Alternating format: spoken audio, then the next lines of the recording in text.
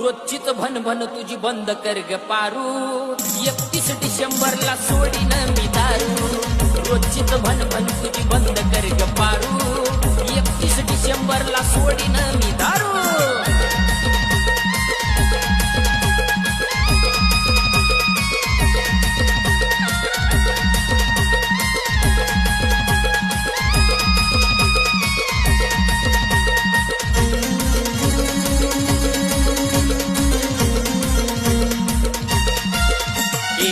मित्र आलेत घरी नको काही बी बोलू ग चार चौकात माझी इज्जत नको घालू ग